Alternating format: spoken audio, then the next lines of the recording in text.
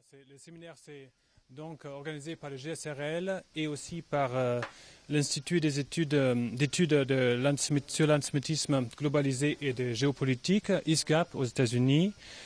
Comme vous le savez, peut-être contre toute attente, au moins parmi la majorité des universitaires, depuis le début du XXe siècle, la France, comme d'autres pays, témoigne d'une hausse significative de l'antisémitisme.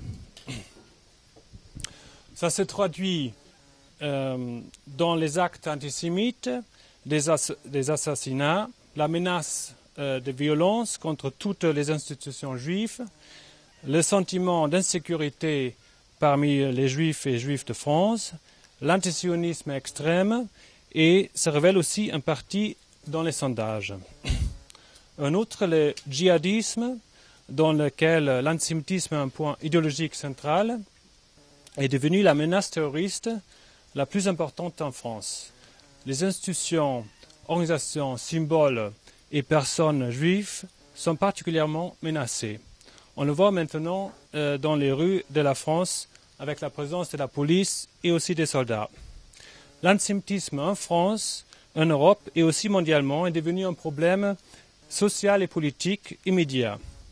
Il est aussi devenu ou redevenu un problème à long terme qui pose des multiples questions qui relèvent à la fois de la philosophie, la psychologie sociale, l'anthropologie, l'histoire, les sciences sociales et politiques et l'éducation et qui sont fondamentalement pour le développement de l'identité de la société française. C'est donc étonnant que le sujet était négligé très longtemps par les universitaires, ou par la grande majorité. Et c'est même plus que la négligence. On peut observer parfois un véritable déni qui est un énigme en lui-même. Donc je suis très content que vous participez ce soir en grand nombre à nos discussions sur l'antisémitisme contemporain dans un cadre interdisciplinaire. Nous sommes enchantés et honorés d'avoir aujourd'hui avec nous le grand professeur Daniel Cibouni. Vous trouvez le programme intégral sur les affiches qui étaient distribuées à l'entrée ou sur notre site web. Je vais l'écrire peut-être plus tard sur le tableau. J'espère que d'autres séminaires et d'autres projets de recherche suivront bientôt. Ma collègue Joëlle Alouche-Benyaoun, chercheuse au GSRL et spécialiste sur judaïsme, va faire une toute petite introduction pour présenter Daniel Cibouni. Merci. Alors, donc l'énigme antisémite, la question c'est pourquoi haït-on les Juifs ? Pourquoi ? Parce qu'ils étaient communistes, parce qu'ils étaient capitalistes, mais aussi parce qu'ils ont refusé d'autres dieux que le leur, parce qu'ils ont refusé de déifier Jésus ou de suivre Mahomet, parce qu'ils sont aujourd'hui globalement solidaires d'Israël.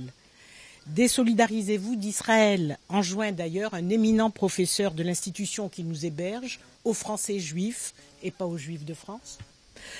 Et tout ira mieux, tout rentrera dans l'ordre. Une haine qui va jusqu'à vouloir leur extermination. Nous commémorons actuellement la libération d'Auschwitz, le symbole d'une mort planifiée par un État moderne au cœur de l'Europe christianisée. Et il y a 15 jours, à Paris, une mort planifiée par une bande d'islamistes, simplement pour ce qu'ils sont, juifs. Énigme, mystère. Une énigme, dit le dictionnaire Robert, c'est une chose difficile à comprendre ou impossible à connaître. Énigme en effet ici à deux niveaux. Il est difficile de comprendre cette haine qui perdure à travers les temps. Mais pourquoi aussi ce sentiment d'impuissance, ce sentiment de blocage qui nous étreint ?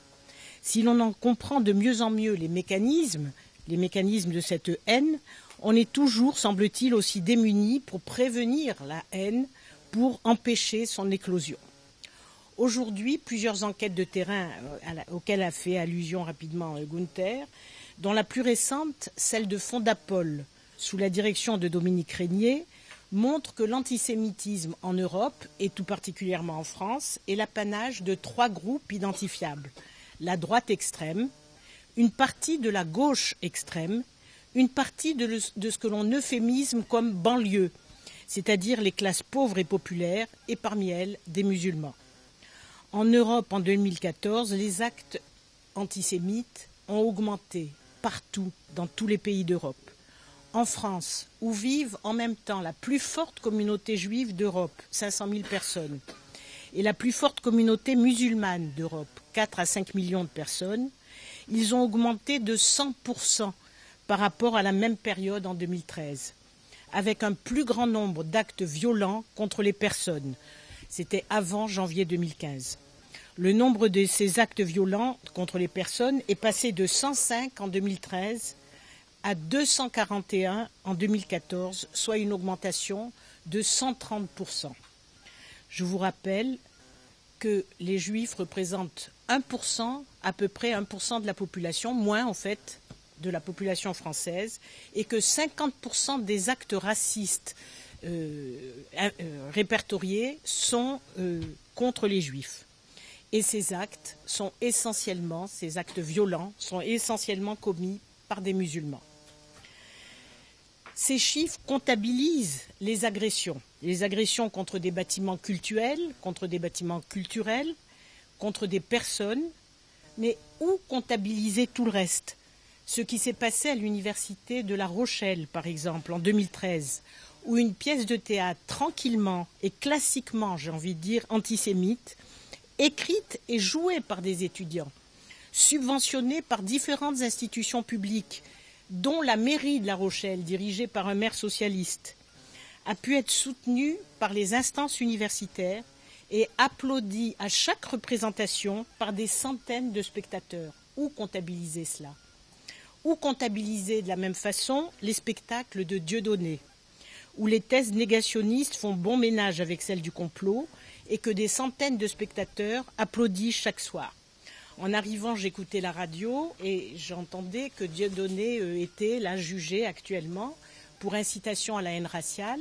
Et à son entrée dans le tribunal, il a été frénétiquement applaudi par ses groupies. Où comptabiliser cela? Si l'ensemble de la population en France entend que l'antisémitisme puisse être d'extrême droite, ça c'est admis, l'équation extrême-gauche-antisémitisme, en dépit de l'histoire de la gauche en France, est souvent rejetée.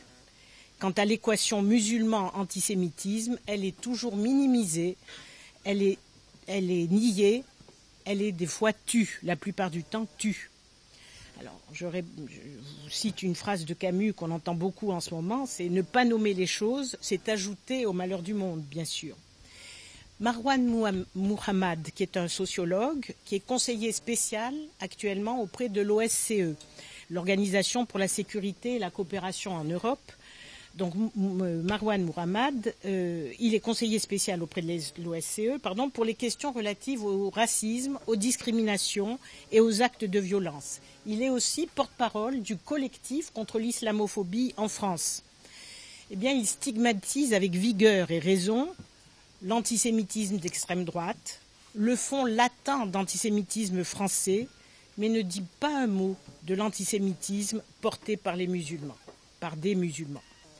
Climat bizarre actuellement, qui fait qu'Arnaud Klarsfeld, par exemple, doit répondre devant la justice dans les jours qui viennent d'une plainte déposée par un monsieur de 37 ans qui se présente comme un jeune de banlieue, qui dépose plainte contre Klarsfeld parce que Klarsfeld, dans une de ses interventions, a dit que l'antisémitisme en France aujourd'hui, c'est l'extrême droite, une partie de l'ultra-gauche et des islamistes et une partie des jeunes de banlieue.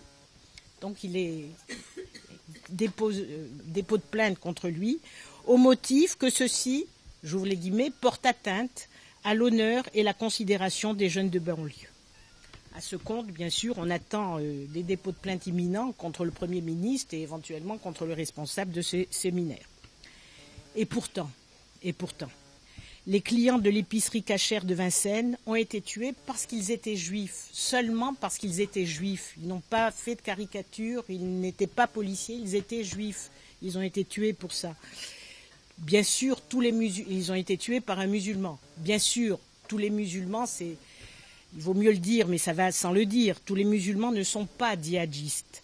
Mais tous les djihadistes sont musulmans. Tous les djihadistes se réclament de l'islam et tuent au nom de l'islam. Et pourtant, même si l'Andalousie mythifiée n'a pas existé, savent-ils, ces djihadistes, que d'immenses œuvres juives ont été rédigées en arabe, langue maternelle de Maïmonide, mais aussi de Saadia Gaon, de Ibn Gabirol, de Ibn Pakouda. Savent-ils que de grands poètes arabes ont existé autant du Coran, autant de Mahomet, et qu'ils étaient juifs? Savent-ils aussi que plus d'1 million de juifs vivaient dans la plupart des pays musulmans jusqu'il y a peu, au Maroc, en Algérie, en Tunisie, mais aussi en Irak, au Yémen, en Iran, en Turquie, en Égypte, au Liban. Ils n'y sont plus ou presque plus. Ils sont parmi nous en France, ou ils sont en Israël ou en Amérique du Nord. Leur exil de pays où ils vivaient pour certains depuis au moins 20 siècles, avant même les invasions arabes, est-il seulement dû, comme le dit l'imam de Bordeaux, Tarek Obrou, à la naissance d'Israël il y a bientôt 67 ans? Dans un très beau texte daté du 16 janvier 2015, Monette Vaquin, qui est psychanalyste, écrit « La psychanalyse m'a appris quelque chose, c'est que l'on s'identifie au discours qui nous précède. Qu'ont-ils entendu, qu'ont-ils appris ceux qui perpétuent et véhiculent les poncifs antisémites, ceux qui crient au complot juif ou israélien, le Mossad est partout, y compris derrière les attentats de janvier, ceux qui nient la Shoah, ceux qui tuent les juifs parce qu'ils les haïssent uniquement parce qu'ils sont juifs.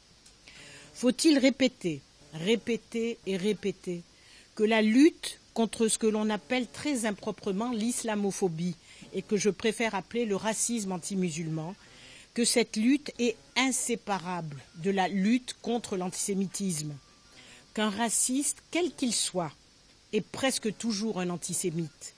Mais pourquoi refuser de voir que les antisémites se recrutent aussi parmi les victimes du racisme? Alors tout ça m'amène à présenter notre conférencier de ce soir, brièvement, mais quand même. Daniel Sibony, donc, qui est docteur en mathématiques à l'âge de 21 ans, puis docteur d'État en philosophie. Non 26 ans. Bon. Et qui est également, après une formation avec Lacan, psychanalyste. Daniel Sibony est au confluent de plusieurs cultures, juives, arabo-musulmanes, françaises. Il est lecteur de la Bible et du Coran dans le texte. Il s'interroge dans son œuvre sur la notion de bouc émissaire. Pendant des siècles, les Juifs, peut-être Israël aujourd'hui, ont dû endosser ce rôle. Et pourquoi le choix de ce bouc émissaire-là? Pose comme question Daniel Sibony. Pourquoi? Serait-ce, en reprenant la thèse de Girard, parce que le désir mimétique via la rivalité, la jalousie sociale, conduit nécessairement à la violence? Il s'interroge aussi sur Ismaël et sur Isaac, sur l'accusation de falsification apposée aux Juifs dans la théologie musulmane, sur le conflit du Proche-Orient qu'il psychanalyse. Dans son ouvrage « Les trois monothéismes », Daniel Sibony questionne les relations entre les trois spiritualités, l'incontournable origine juive du monothéisme et les difficultés des deux religions filles avec cette origine mère. Bousculant nos intuitions dans le racisme identitaire ou dans Événement, Daniel Sibony écrit « Le racisme n'est pas un refus de la différence, mais l'horreur de voir la différence revenir au même, et l'horreur de voir le même devenir différent. » Dans un de ses récents ouvrages, Islam, phobie, culpabilité, qui est paru en 2013, l'auteur analyse les difficultés de l'Occident envers l'islam, prolongeant de façon originale l'essai de Pascal Bruckner sur la culpabilisation de l'Occident paru en 2006. il montre que l'Occident, à travers ses élites cultivées, à travers son personnel politique, vise à défendre, à protéger les musulmans au nom de ses valeurs supérieures, mais aussi de son passé coupable, la Shoah, la colonisation. Débattre des versets coraniques violents, parce qu'il y en a, et ce sont des versets dits médinois, par opposition aux versets de la Mecque, versets qui excluent l'autre, qui excluent violemment l'autre juif, chrétien, non musulman, ce serait pour ces élites stigmatiser les musulmans. C'est un certain mépris que les élites occidentales expriment ainsi, qui sous-entend que les musulmans sont incapables d'affronter eux-mêmes ce problème. Or, Daniel Sibony en est convaincu, il nous le dira, je pense, ils en sont parfaitement capables. Et les prises de position sans ambiguïté aucune d'intellectuels musulmans de grande envergure comme Mohamed Harkoun, Abdel Wahab Medeb ou plus récemment Khaled Benchir lui donnent abondamment raison. Pour Benchir, par exemple, il est inutile et contre-productif de nier la violence des versets contre les Juifs. Mais pourquoi, tout en le reconnaissant, ne pas insister sur leur nécessaire contextualisation et sur le danger de les considérer comme atemporels? Pour lui, c'est une nécessité, tant pour les fidèles musulmans eux-mêmes que pour les non-musulmans, qui s'en servent pour montrer l'antijudaïsme essentiel des musulmans. Mystère, énigme des raisons de cette haine, transmise de génération en génération dans les sociétés christianisées et dans les sociétés islamisées. Alors, parmi les multiples ouvrages et essais de notre conférencier, au cœur de son ouvrage « L'énigme antisémite », paru il y a 10 ans mais totalement actuel, prend place la question de cette haine liée au mot juif et plus généralement cette question de la transmission chez les juifs et chez les autres. Je laisse la parole au professeur Sibony.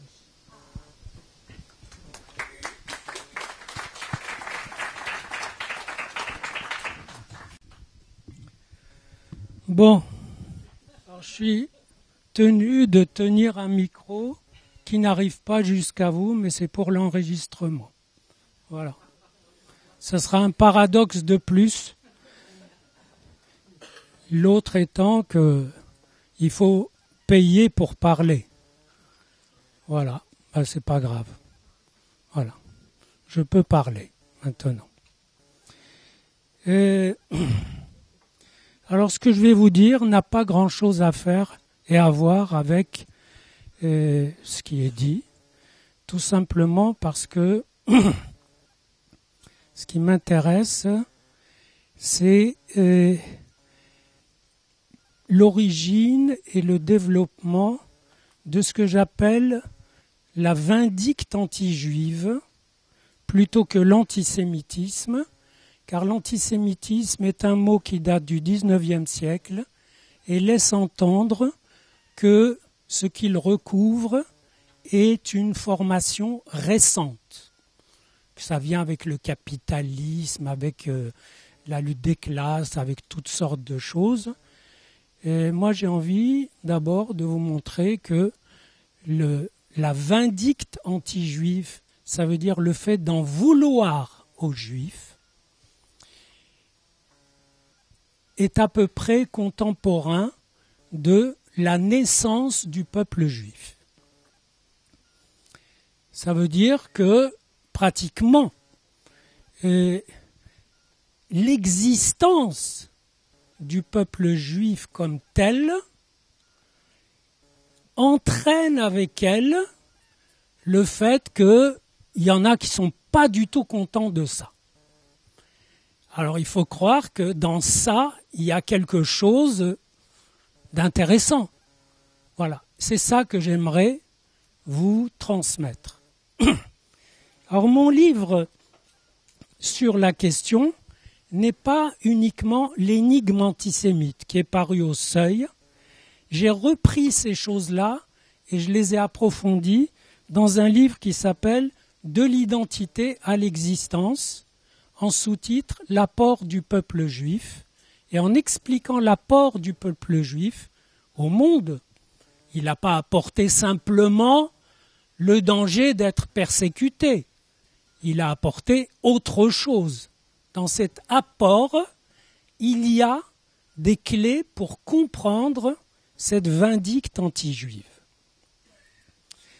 Et pour vous dire en passant que cette vindicte existe des siècles avant le christianisme et a fortiori avant l'islam, je n'ai qu'à prendre un document qui se trouve par exemple dans les psaumes. Un certain psaume 83 dit « Mon Dieu fait quelque chose, ils se sont ligués contre nous. Ils ont dit « Effaçons le nom d'Israël de la surface de la terre. » Qui c'est « ils » ? Il les décrit, c'est Édom, c'est des peuples bibliques, mais qui se prolongent dans l'actuel. Édom, les Ismaéliens, les Hagarènes, les descendants de Hagar, c'est-à-dire les Arabes. Édom, dans la tradition talmudique, c'est le christianisme, mais il n'y avait pas le christianisme à l'époque. Donc, il y a Midian, il y a d'autres peuples. Mais l'intéressant, ce n'est pas de dire « ils veulent nous effacer », c'est qu'il précise.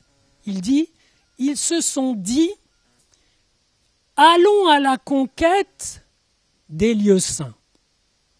On croirait lire un article de journal aujourd'hui. Qu'est-ce qui leur prend à ces peuples de vouloir conquérir les lieux saints, c'est-à-dire le monde du temple, plusieurs siècles avant le christianisme et l'islam. Alors c'est qu'ils se disent qu'il y a peut-être quelque chose là-dedans, dans ce monde du temple. Et là, je suis obligé d'évoquer le très beau film de Spielberg, Les Aventuriers de l'Arche perdue. Vous savez, où les nazis, tout en exterminant les juifs, étaient fascinés, captivés par l'idée de savoir qu'est-ce qu'il y a dans l'arche des juifs, qu'ils finissent par trouver dans cette fiction. Et ils la trouvent, ils l'ouvrent, et il n'y a rien dedans. Et il y a mieux que rien, il y a un souffle brûlant qui consume ceux qui viennent de l'ouvrir. Ça veut dire que l'obsession, la conviction raisonnable ou délirante, la conviction qu'il y a quelque chose dans cette arche, qu'il y a quelque chose dans le monde du temple, dans les ruines du temple, cette conviction, on ne peut pas la rejeter comme ça, tout en sachant qu'elle a des versions modernes. Quelles sont les versions modernes de cette conviction ? Eh bien, c'est celle qu'on trouve dans le discours anti-juif qui dit les juifs, ils ont quelque chose, ils s'entendent entre eux, ils veulent conquérir ils dominent la terre, ils ont quelque chose. Et c'est ce quelque chose que j'aimerais éclairer avec vous. Et j'aimerais aussi éclairer la situation de ceux qui sont obsédés par cette chose.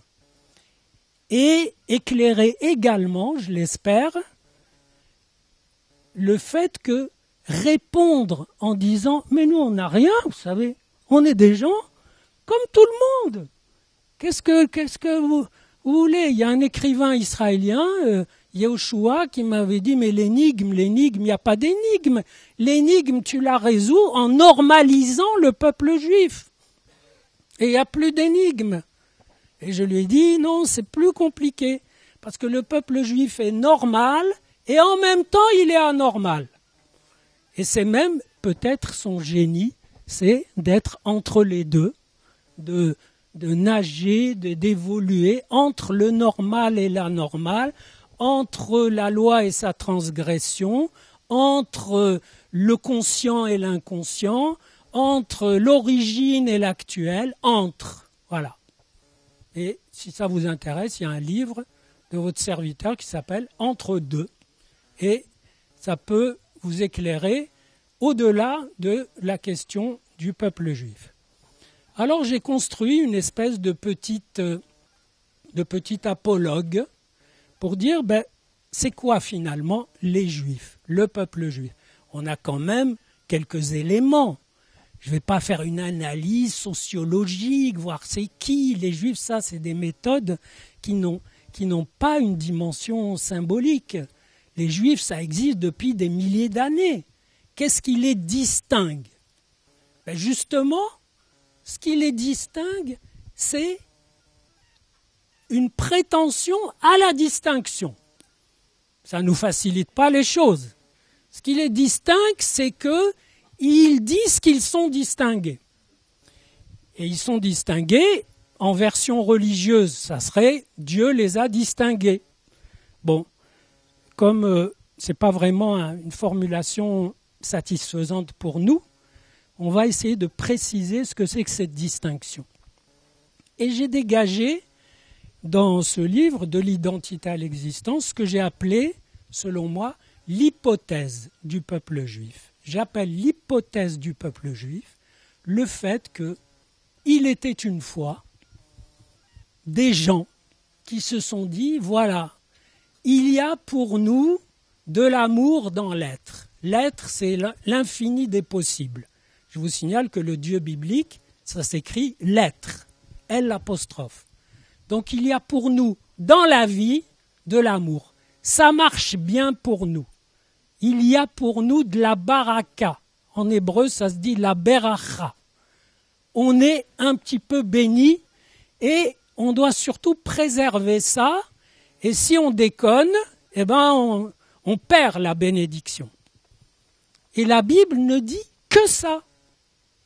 Vous êtes distingués, parce que quand on dit Yahvé leur a dit, je vous élis, je vous distingue, il faut traduire grammaticalement. Yahvé, ça veut dire l'être. L'être leur dit vous êtes distingués. Je vous distingue, ça veut dire vous êtes distingués. Mais par quoi?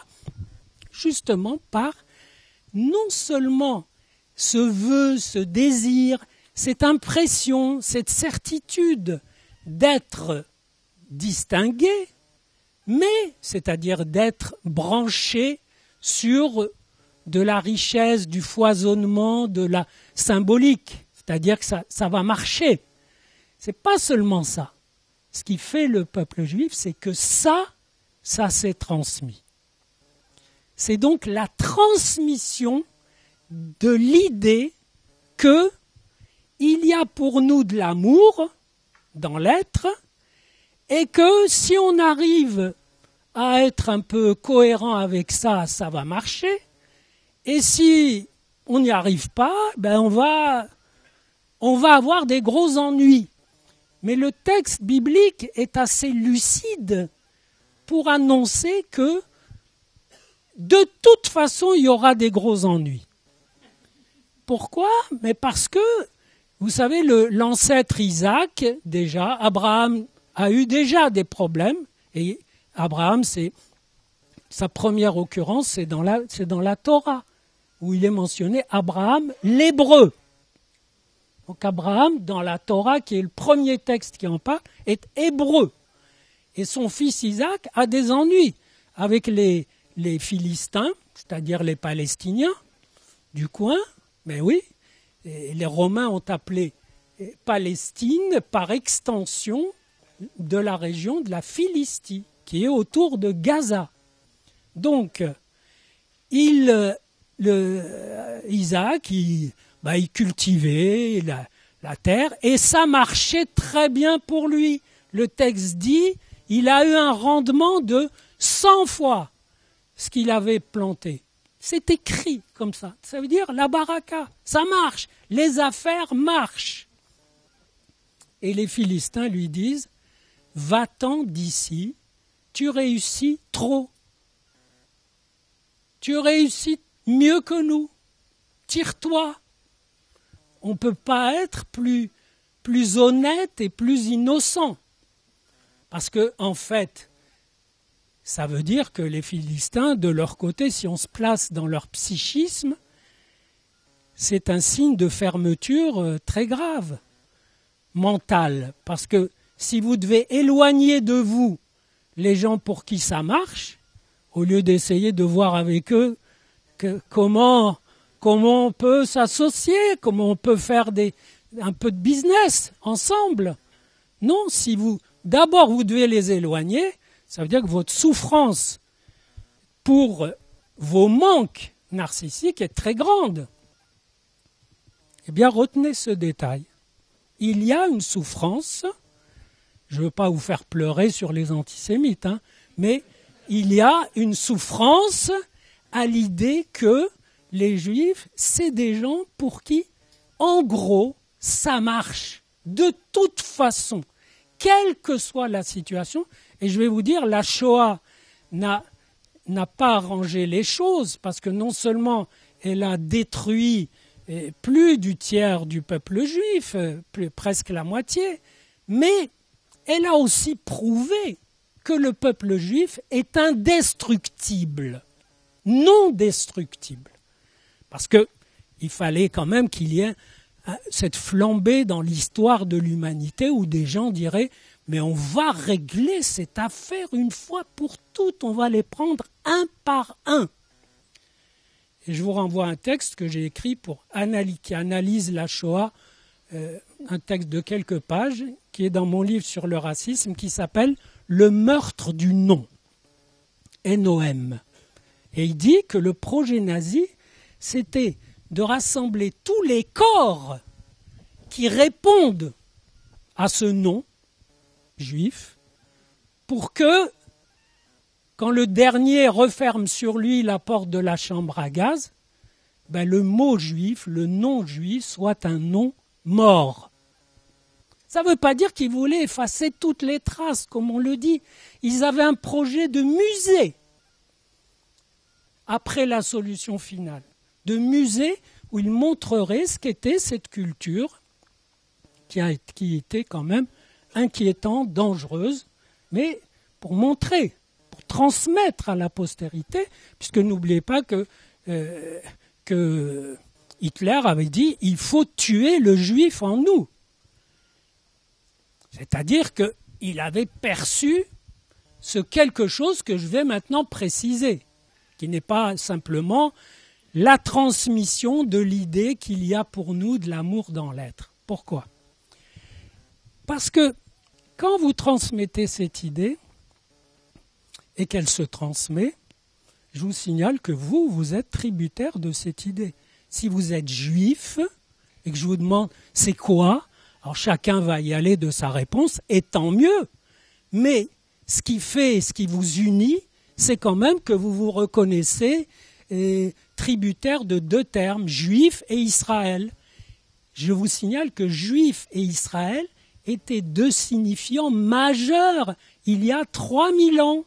Parce que Israël et Juda, c'était les deux royaumes du peuple hébreu, qui a tout de suite eu le bon goût de se scinder, évidemment.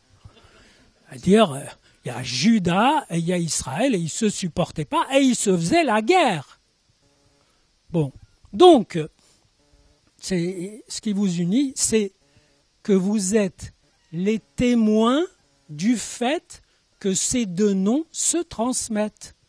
Si vous avez vu toutes sortes de reportages sur la Shoah, il y en a. On dit que les nazis ont effacé les traces, mais ils ne se sont pas rendus compte qu'ils ont effacé des traces, mais ils ont produit en abondance leurs traces à eux. Et que quand vous lisez et que vous regardez les traces produites pour eux, pour se distraire, pour faire un peu des albums photos, etc., vous trouvez des choses assez étonnantes. Et vous trouvez notamment un père coincé dans un égout qui dit à son fils « Pars, moi je vais partir dans ce sens, toi tu pars dans l'autre sens, le père va mourir, le fils sera sauvé. » Mais tous ces pères disent à leur fils « Surtout, ne dis pas que tu es juif, mais n'oublie pas que tu es juif. » Autrement dit, ils leur transmettent à la fois le signifiant et son refoulement. Ce qui fait que, bien plus tard, quand on rencontre des juifs qu'on appelait ou qu'on appelle honteux, qui le disent pas, etc., il faut réfléchir à 2 fois, parce qu'ils ont peut-être reçu le mot juif sur ce mode, sur le mode du visible et du caché. Et si en plus ça a été des enfants cachés, alors il faut pas demander la lune. Si le mot juif a été un objet phobique mortel, il faut comprendre que certains aient attendu 60 ans pour commencer à en parler, etc. Peu importe, ça c'est des détails.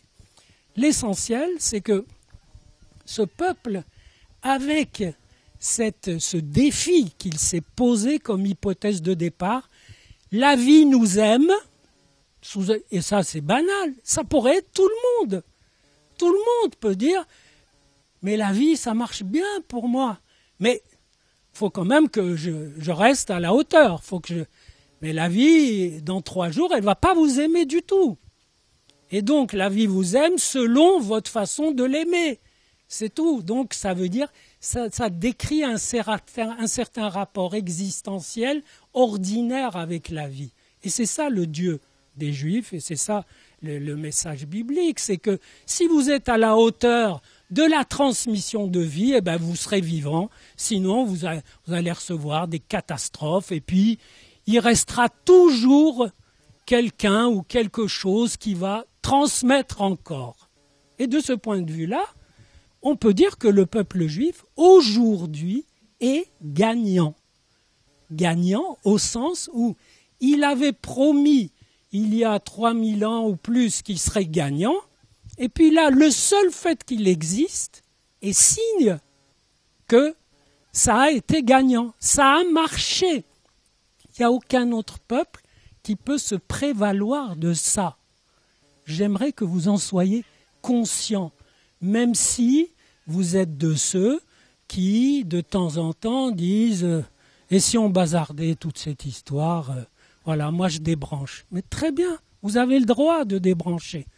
Personne ne peut vous en empêcher. Simplement, sachez qu'il en restera toujours qui ne débrancheront pas, parce que s'il s'agit d'une transmission de vie ou d'une vie rythmée sur une transmission signifiante qui est une transmission extrêmement chaotique et passionnante, mais une transmission de quoi?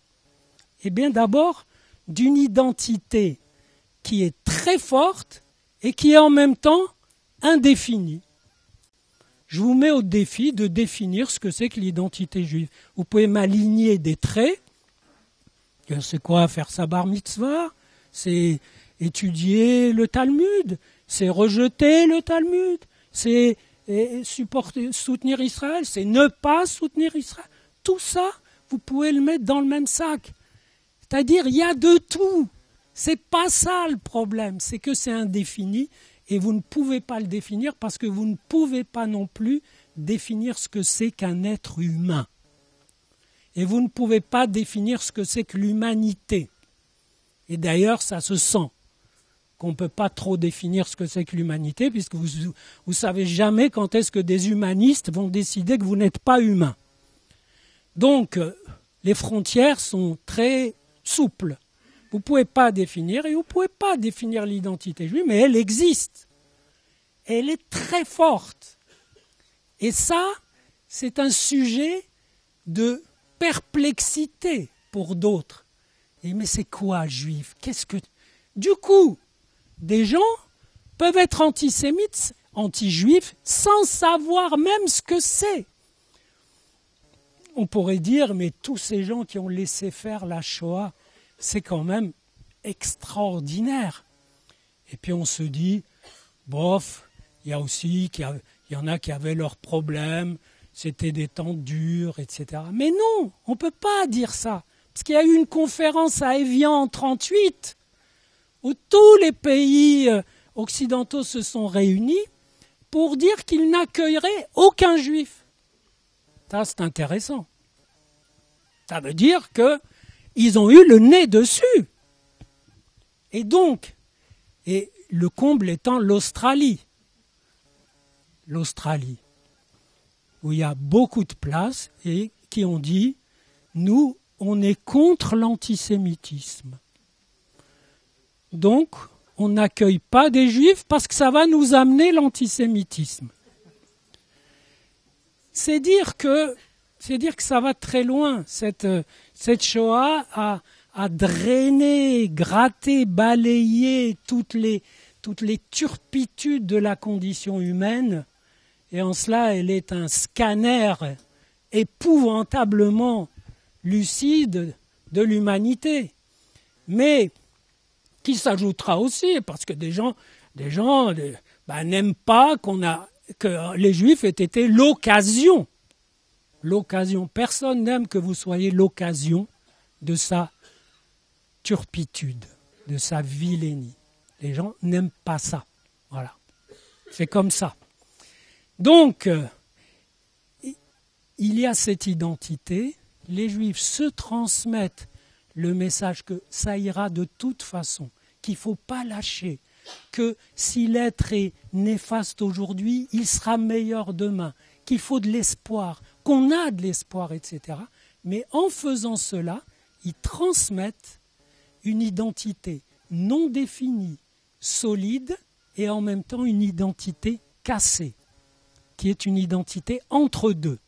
C'est-à-dire, vous savez, la fameuse blague de Robinson qui a 2 synagogues et qui dit « celle-là, c'est celle où je ne mets pas les pieds », ça va très loin, ça veut dire que les Juifs ont écrit une littérature extraordinaire, qui est la Bible, et qui est un livre contre les Juifs.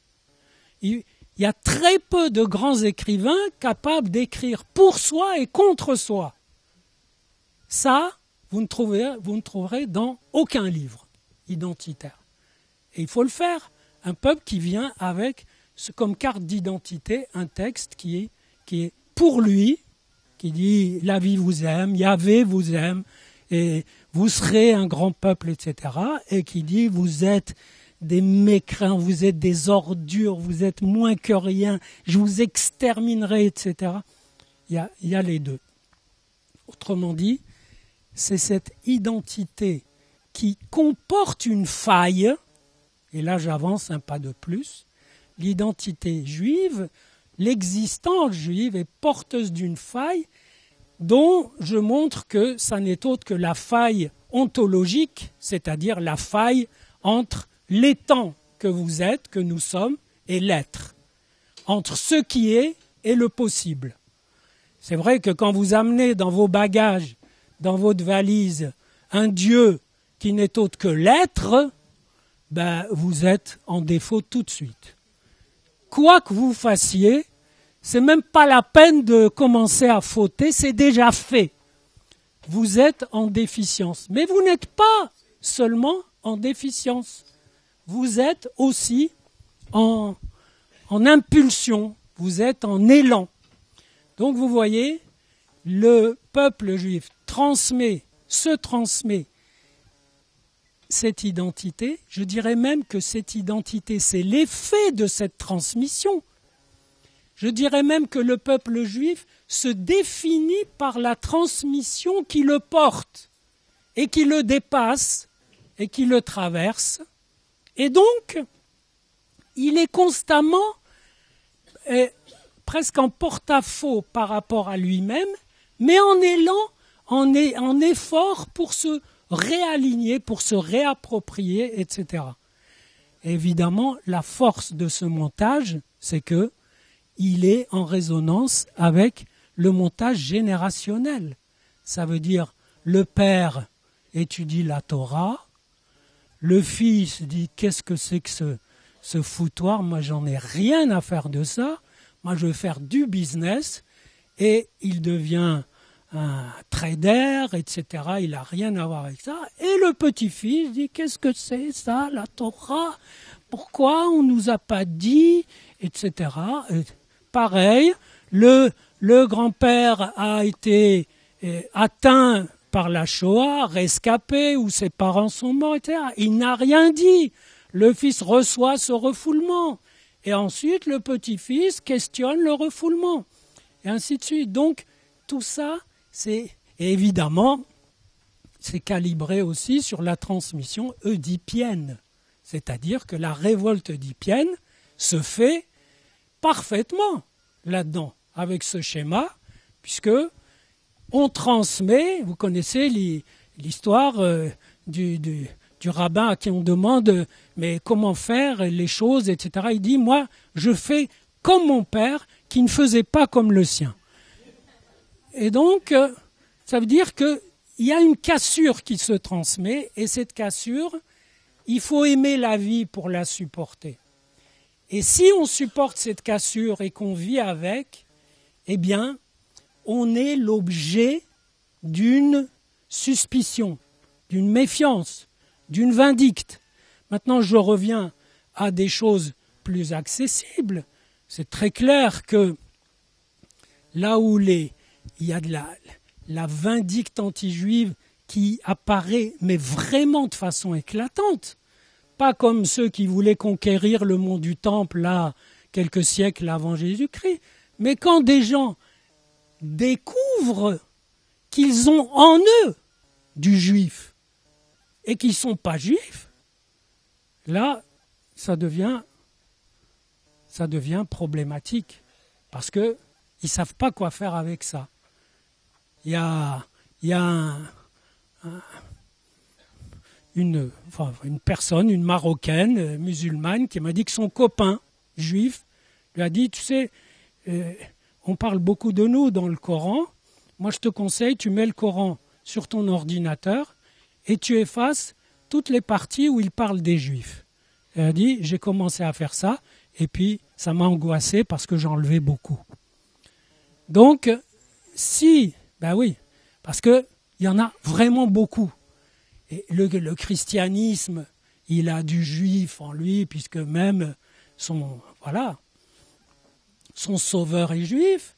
Et oui, mais les gens ne le savent pas forcément. Les Polonais ne savaient pas que Jésus était juif. Moi, j'ai employé une Polonaise il y a quelques années, catholique. Quand je lui ai dit que Jésus était juif, elle tombait des nues. Elle ne savait pas. Donc, ça existe. Autrement dit, il y a. Alors là, on entre dans quelque chose de plus sombre, de plus profond, qui concerne le narcissisme.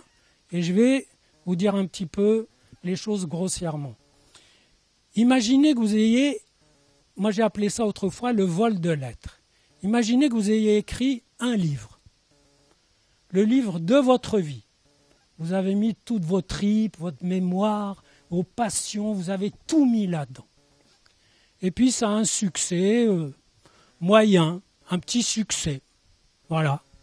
Et il y en a un qui passe, qui prend des extraits de votre livre et qui fait un best-seller. Le résultat, c'est qu'il n'a aucune envie de vous voir au cocktail de lancement de son livre. Le résultat, c'est qu'il ne vous aime pas. D'ailleurs, quand des gens vous évitent, au lieu de vous demander qu'est-ce que je lui ai fait, demandez-vous de temps en temps qu'est-ce qu'il m'a fait. Donc, il ne vous aime pas parce qu'il considère que vous vous êtes interposé entre lui et l'idée. Et de là vient l'histoire que les Juifs sont des faussaires, qu'ils ont falsifié, etc. Ils se sont interposés, ils ont reçu le message, mais ils l'ont tout de suite trahi parce qu'ils ne sont pas à la hauteur. C'est une invention, en réalité, c'est eux qui ont inventé le message. Donc, et la trahison était comprise dans le message. Ils n'ont pas amené un message et puis ils se sont mis à pleurer, tiens, on a trahi, c'est fou, c'est pas possible. Dès qu'ils l'ont amené, dès qu'ils lisaient un peu la Bible, c'est quand même un très grand roman, qu'il ne faut pas passer à côté. Quand ils racontent, ils viennent d'avoir les 10 commandements, tout ça, éruption volcanique, c'est superbe. Et puis, même pas, quelques semaines plus tard, ils font le veau d'or. Quand même, il faut le faire. Eh bien, Moïse intercède et dit, oui, ils ont fait un grand péché, etc. Et Yahvé, c'est-à-dire l'être, c'est-à-dire la vie, c'est-à-dire lui-même, dit, laisse-moi, je vais les exterminer et je ferai de toi un grand peuple. Et Moïse dit, ben non, il n'a pas dit exactement, je ne vois pas pourquoi avec mes spermatozoïdes, ça fera un peuple d'une plus grande tenue. il a dit simplement, si tu ne passes pas sur leurs fautes, efface-moi du livre que tu as écrit. Ça veut dire qu'une écriture qui n'intègre pas la faille, la défaillance, la chute, le ratage, le péché, tout ça, c'est pas une écriture, c'est un chant angélique, idéaliste et terrifiant.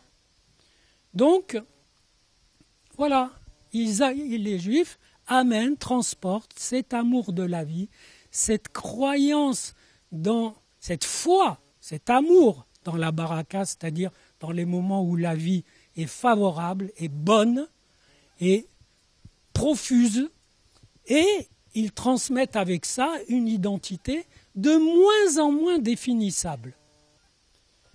Alors évidemment, si on leur dit « Ouais, vous vous débrouillez toujours, et puis il y en a des juifs à la tête de ceci, à la tête de cela », quand les juifs ne sont pas conscients de leur transmission, généralement, ils ont une réaction contre-productive. Ils disent « Ah, mais pas du tout, mais nous, rien de tout ça. Ah, mais si, regarde un tel, il est richissime, regarde un tel. Ah bon, non, ça c'est des hasards, des trucs, mais il n'y a rien à voir circuler. » Et c'est une erreur. Elle dit « Ben oui, c'est vrai, c'est curieux, ça marche pour nous, même quand on essaie de nous gazer tous, eh ben on arrive à en échapper. » Ce qui prouve qu'il ne faut plus essayer. Il ne faut plus essayer parce que c'est foutu. Donc, l'antisémitisme, puisque vous tenez à ce terme, on dit celui qui exprime la vindicte anti-juive exprime un malheur pour lui qui est d'avoir devant lui une existence qui a quelque chose de profond à voir avec son identité, mais qui risque de confronter son identité à sa propre faille, dont il ne veut pas. Il veut une identité pleine, complète, tranquille, etc. Donc le juif, c'est un dérangeur. Voilà. Alors, ce qu'il faudrait lui dire, c'est plutôt, mais tu sais, la vie est dérangeante de toute façon. Et nous, on fait partie de la vie, et tu n'auras jamais une identité parfaite, et il faut laisser tomber ses idéaux, etc. Mais ça, c'est tout un travail, et ça exige, c'est pas de la propagande, ça. Ça exige que déjà les Juifs qui tiendraient ce discours soient conscients qu'ils ont quelque chose dans les mains, ou dans le cœur, ou dans je ne sais pas quoi. Mais qu'ils ont quelque chose. Mais si ils reçoivent cette transmission avant tout comme un malheur ou un poids, ben, qu'est-ce qu'ils vont dire? Ah ben oui, ils nous persécutent encore. Ça c'est pas possible. On croyait que c'était fini, etc. Mais non, c'est pas fini. Et ça aussi, c'est écrit dans un petit texte de la Bible que je lisais ce matin, de la paracha de la semaine. Il y a une guerre, dès qu'ils sortent d'Égypte, il y a une guerre, il y a Amalek qui les attaque. Vous savez, Amalek, c'est le symbole. On dit les nazis, c'est Amalek, le Haman, c'est Amalek, tout ça. Ça veut dire qu'Amalek, c'est le symbole de tout ce qui veut en finir avec les Juifs, de tout ce qui veut les exterminer. Et donc Amalek les attaque. Et il y a cette scène magnifique où Moïse, quand il lève les bras en haut, c'est les Hébreux qui gagnent. Et quand il baisse les bras, c'est Amalek qui gagne. Alors on l'assoit sur une pierre et Josué et Our lui tiennent les bras levés jusqu'à ce que la bataille se termine bien. Mais la bataille dit, et alors Josué a pu affaiblir Amalek. Vayachalosh est Amalek. Ça veut dire chalosh, chalash, ça veut dire faible. Il les a affaiblis. Et le verset continue pour enfoncer le clou. Il dit, tout comme ils veulent mettre la main sur le siège, le trône de l'être, que yad al kes yad, milchama l'Adonai ba'amalek. Guerre de Yahvé contre Amalek, mis d'or, de génération en génération. ça veut dire aussi guerre de Amalek contre Yahvé ou contre la transmission de Yahvé, parce que vous avez compris qu'en un sens, Yahvé, ça n'est autre que cette transmission d'être elle-même. C'est-à-dire que c'est pas un Père céleste, c'est pas une espèce d'être suprême, etc. C'est la dimension même de la création dans sa transmission à travers la vie. Voilà pourquoi, mes bons amis, le travail à faire est à la fois immense et simple. D'abord, exister. Exister, puisque on n'est pas les gardiens d'une identité, on est les gardiens du fait que cette identité passe dans l'existence. Et les Juifs, pour moi, ne sont intéressés que par une chose, exister. Et d'ailleurs, dès qu'on parle d'Israël, on parle de l'existence. Toujours. Pourquoi ? Et les autres donnent des coups de griffe, les autres que ça rend mécontents, c'est exigeant, ils donnent des coups de griffe sur l'existence. Voilà. Et donc, il faut s'attendre à ce que des gens qui ne supportent pas que cette faille, ce message, cette transmission existe comme ça à travers ce qu'ils ont de plus intime, donc essayent de le rejeter. C'est la phase, le rejet le plus simple et en même temps le plus paranoïaque. C'est « ça nous persécute ». Il y a quand même une phrase étrange de Hitler qui dit « nous mettons en œuvre la solution finale contre ce peuple, contre les Juifs qui ont voulu nous exterminer ». Il faut écouter ça. Ça veut dire à quel point c'est projectif. C'est-à-dire que réellement, ça fait partie de notre héritage, cette transmission de vie, à la limite, c'est ça pour moi le vrai message d'Israël, c'est à tous les autres, c'est vous pouvez exister même avec vos failles. Vous n'avez pas besoin de combler vos failles avec nos cadavres.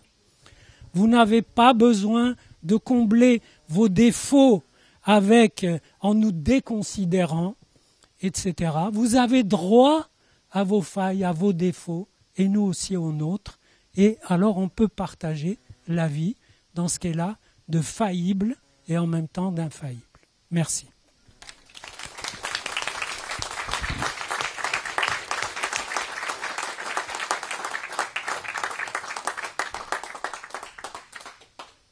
Merci beaucoup, Daniel Sebouni. Je vous donne tout de suite la parole parce que j'imagine que vous avez beaucoup de questions. Monsieur ? Vous n'avez pas le micro tout de suite. Excusez-moi, oui. Ça ne sert à rien.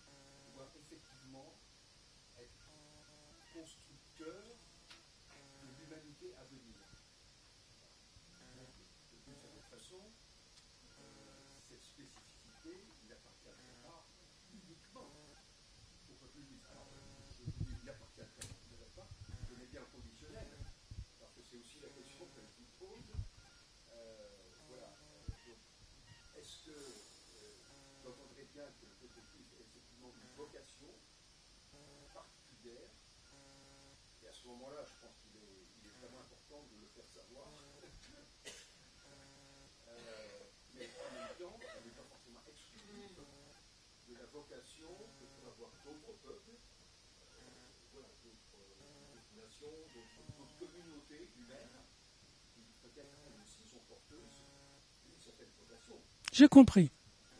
Alors, ma réponse, c'est que j'ai pas dit le peuple juif a quelque chose à apporter, ça je l'ai dit par opposition au fait que on croirait qu'il apporte la question de l'antisémitisme.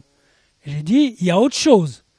Et je dis, l'apport du peuple juif, c'est pas, il y a le peuple juif et puis il y a dans son sac quelque chose qu'il apporte. Bien sûr, il y a aussi ça. C'est que le peuple juif est un apport dans l'humanité de la question existentielle, c'est-à-dire de la question du passage de l'identité à l'existence.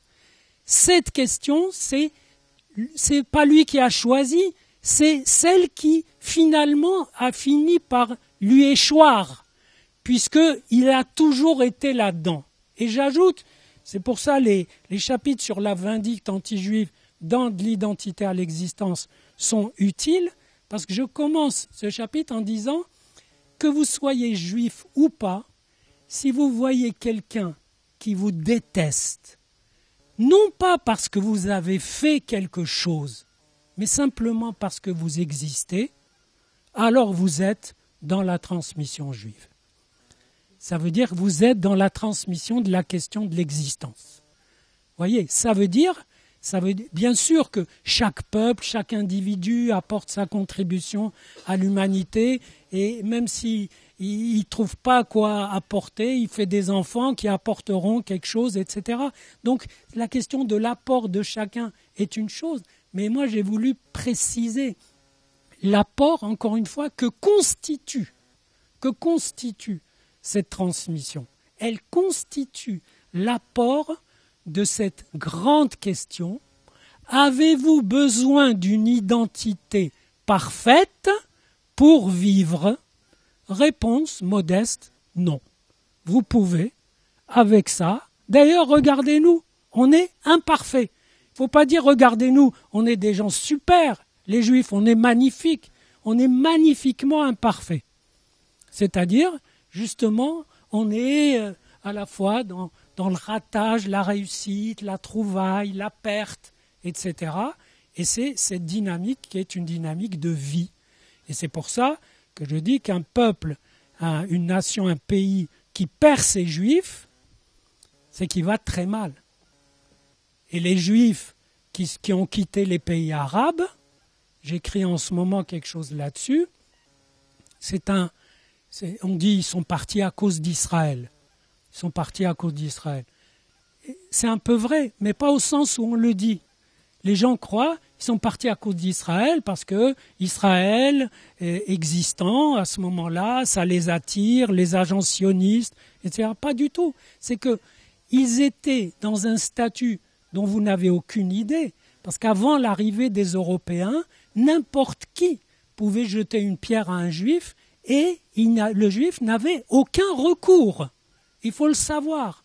Et s'il était protégé par le souverain, c'est parce que le souverain leur imposait des taxes. Et que pour recevoir les taxes, il faut quand même que les gens se portent un peu bien. Donc, il y avait tout un équilibre subtil. Donc, quand ici, des gens me disent « oui, il y a ces agressions, etc. », je ne veux pas les banaliser. Mais pour moi, ça me rappelle, c'est comme quand je vivais au Maroc. C'est-à-dire qu'il y a en effet une égalisation de la condition juive en Israël, en Europe, pas dans les pays arabes puisqu'il n'y en a plus, presque plus. Et donc c'est une égalisation d'une condition dans laquelle finalement des gens peuvent exprimer impunément le malaise où un juif les met, et le malaise où les juifs mettaient les arabes après l'existence d'Israël, c'est qu'ils étaient censés être des gens misérables qu'on peut écraser, et voilà que leurs frères de l'autre côté, ils écrasaient les armées arabes. Alors ça fait une schise, ça fait un truc un peu schizophrénique. Donc ça fait un parasitage de la perception. Donc leur présence était insupportable.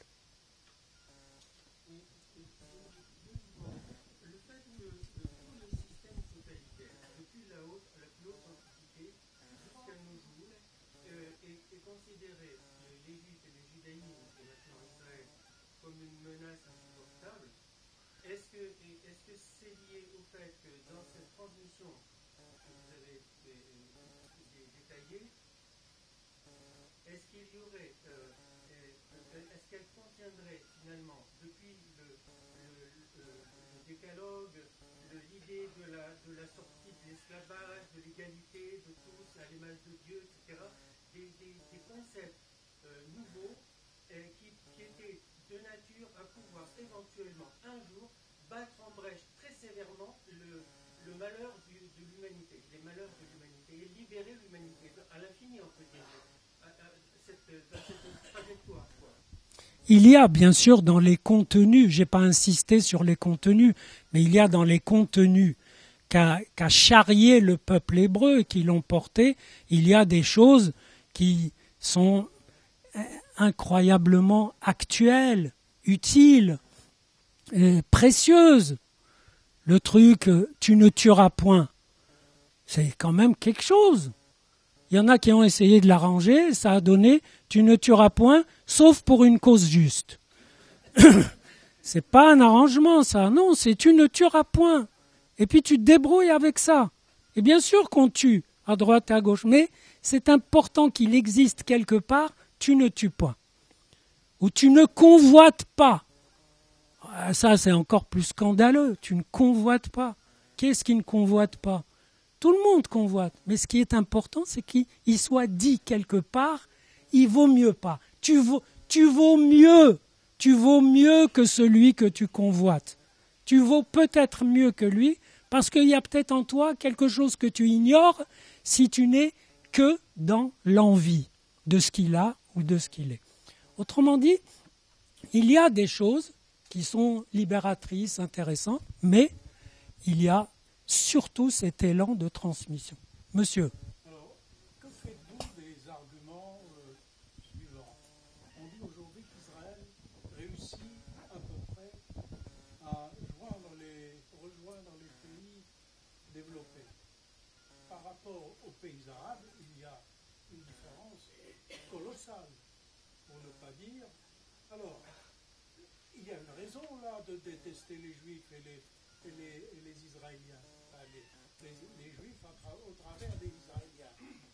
Donc, est-ce que là, il n'y a pas quelque chose de, je dirais, du domaine du psy, à partir du moment où on considère que depuis des siècles et des siècles, les États arabes sont à ce niveau, le curseur est placé là, ils ne sont pas dans la modernité, et de l'autre côté, un pays qui vient de naître, qui n'a que 60 ans, qui est au fait des hautes technologies, etc. Cette jalousie ne peut-elle pas provoquer, pas seulement de la jalousie, mais de la rancœur, comme vous avez dit tout à l'heure, oui, mais il faut... J'ai compris, mais il ne faut pas s'en tenir là. Je vous répète que la fameuse baraka, la bénédiction. D'ailleurs, je vous fais remarquer, je vous renvoie au texte aussi, la bénédiction d'Abraham. Si vous regardez de près, il n'y a rien dedans.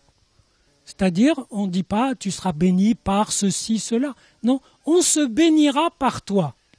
C'est-à-dire qu'il y aura de la bénédiction, mais on ne dit pas exactement quoi.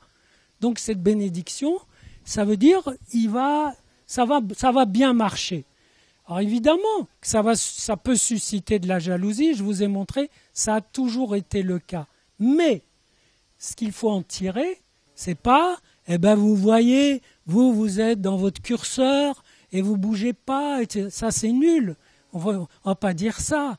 On va dire, mais voilà, et il y a des réussites. Effectivement, quand les Juifs étaient dans le ghetto,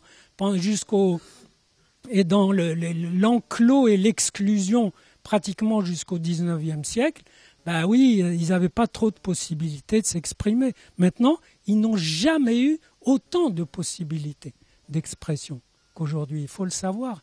Mais Ce qu'il faut, c'est aider les autres à accéder, encore une fois, j'y insiste, je le martèle, à la possibilité de vivre l'imperfection que nous partageons avec eux. Vous comprenez, ce que nous partageons avec les autres, notre seul point commun, c'est que on se coltine tous avec la vie. Mais certains considèrent que s'ils ont des difficultés, c'est à cause de l'autre. Et nous, quand on a des difficultés, on dit, bon, essayons de voir où est-ce que j'ai déconné. Bon, il faut dire aussi qu'il y a des excès dans cette attitude. Parce que quand les Français reçoivent des attaques guerrières et qui disent « qu'est-ce qu'on a fait ? Qu'est-ce qu'on n'a pas enseigné à nos élèves ? Qu'est-ce qu'on n'a pas compris ? Qu'est-ce que… » Ça rappelle des parents qui ont un enfant qui n'est pas exactement comme ils ont voulu et qui disent « mais qu'est-ce qu'on a fait comme faute ?» Mais peut-être qu'ils n'ont fait ni faute ni pas faute, mais l'enfant est simplement autre. Donc, il s'agit de permettre aux autres, d'aider les autres à accéder à la même imperfection. Bon, je sais que ça mettra du temps à passer, mais vous comprendrez un peu. Attendez, il y a quelqu'un là.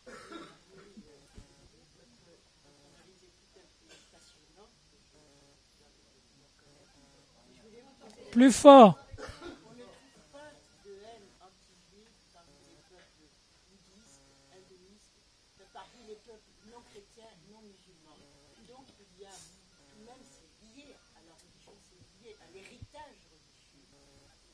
C'est clair que le fait que les 3 transmissions venues du livre biblique soient et la même filiation, ça facilite la jalousie, le truc, quoi, vous êtes encore là, alors que le Sauveur est déjà venu. Il dit, ben oui, on est là, et puis voilà. Alors que même Freud a écrit que, à partir du christianisme, le peuple juif devenait fossile. Freud n'a pas eu raison, le peuple juif ne s'est pas fossilisé. Donc, bien sûr que ça aide, mais ça ne tient pas à la religion, c'est des questions d'identité. Parce que si vous lisez dans le Coran que Allah a maudit les juifs, ou bien vous êtes croyant et vous y croyez, ou bien vous dites, ça veut dire quoi ? Ça veut dire que l'identité des juifs n'est pas bonne. C'est ça que ça veut dire. Justement probablement parce que les bouddhistes ont intégré un vide intérieur formidable et qu'ils ont intégré le fait que non seulement on peut se permettre du ratage, des passages à vide, etc., mais que quelque part, il n'y a que ça. Et donc, ce n'est pas eux qui viendraient dire « vous nous avez piqué notre part de vide ». Du vide, il y en a pour tout le monde. Oui ?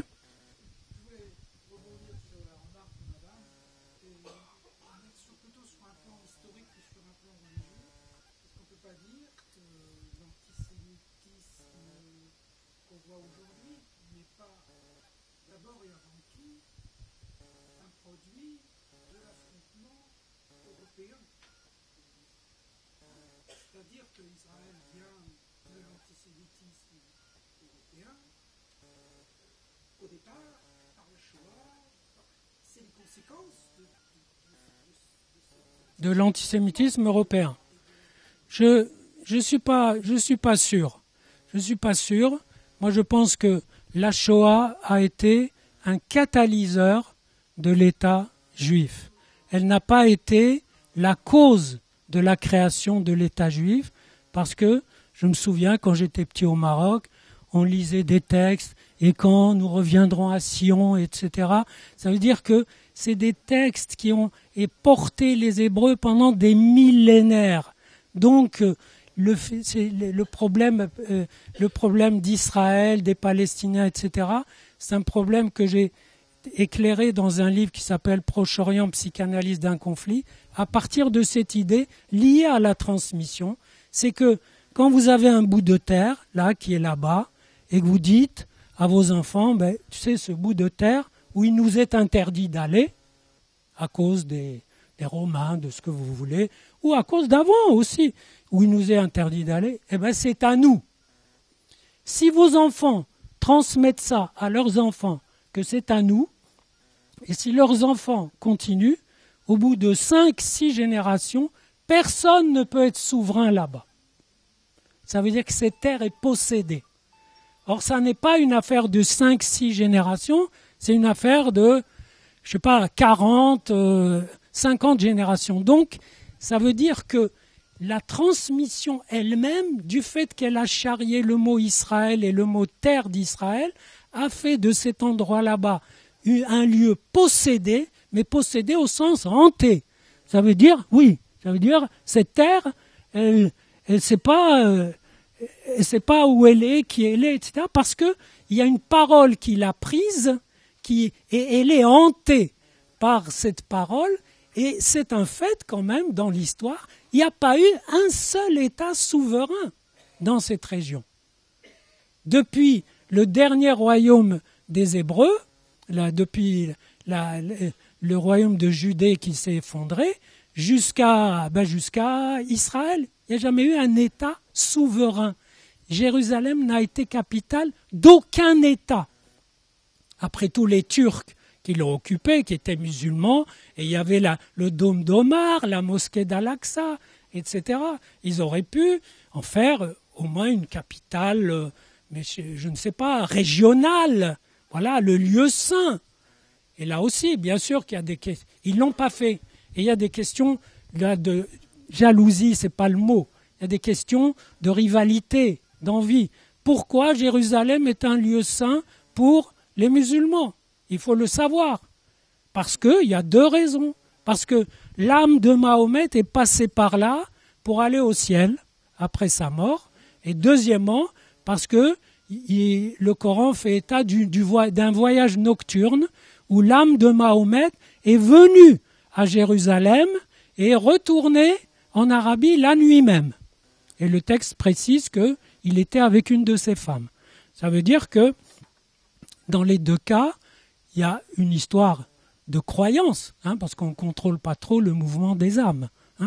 Mais il y a une histoire de croyance, très bien, mais on peut quand même se poser la question, pourquoi son âme, 2 fois, est passée par là et pas par Addis Abeba ou autre chose? Donc, si elle est passée par là, c'est que là-bas, il y avait les restes du temple hébreu, etc. Et donc, il s'agit d'opérations identitaires, d'annexion, d'intégration. Et les Juifs, ils sont inintégrables et ils symbolisent peut-être ce qui, dans une identité, ne se laisse pas intégrer par une autre identité. Oui ?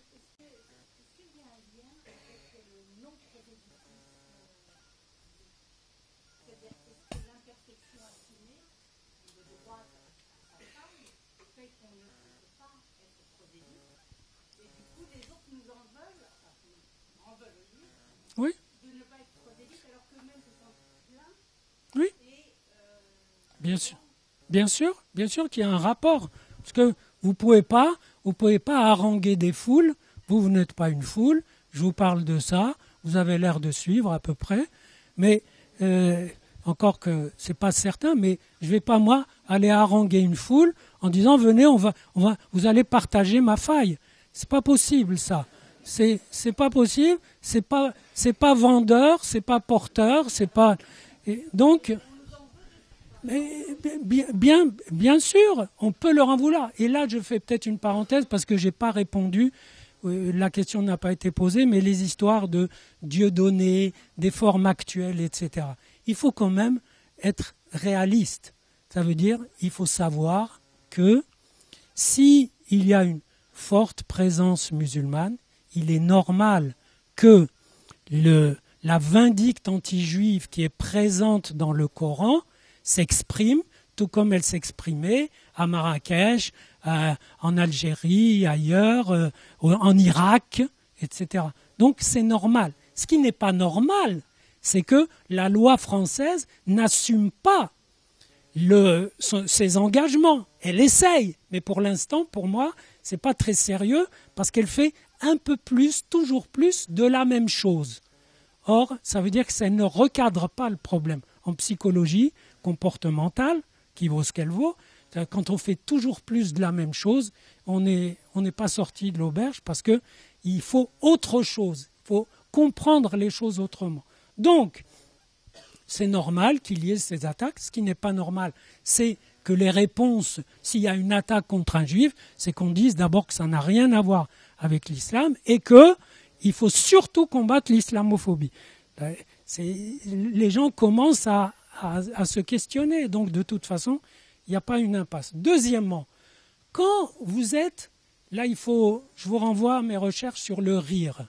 Lorsque vous interdisez, vous dites aux gens, voilà, ça c'est sacré.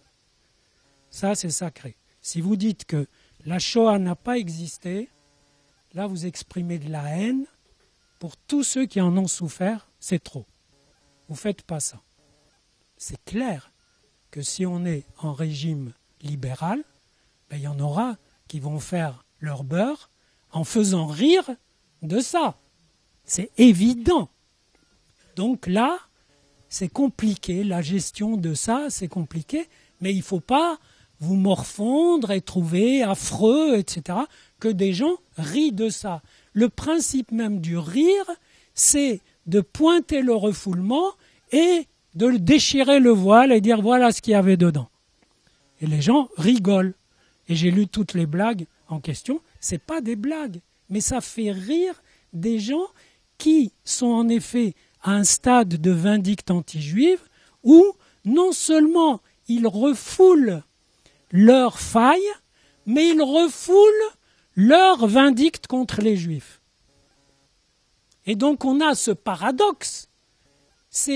On a maintenant des propos anti-juifs qui interdisent qu'on dise qu'ils sont anti-juifs. Donc ça devient très, très spécial.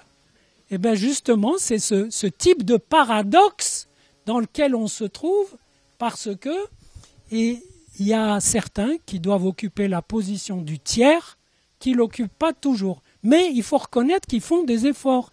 Quand on voit le Premier ministre qui se démène comme ça, qui est passionné, etc. Si ça pouvait être suivi d'actes, et surtout d'actes efficaces, ça serait génial. Voilà. Oui ?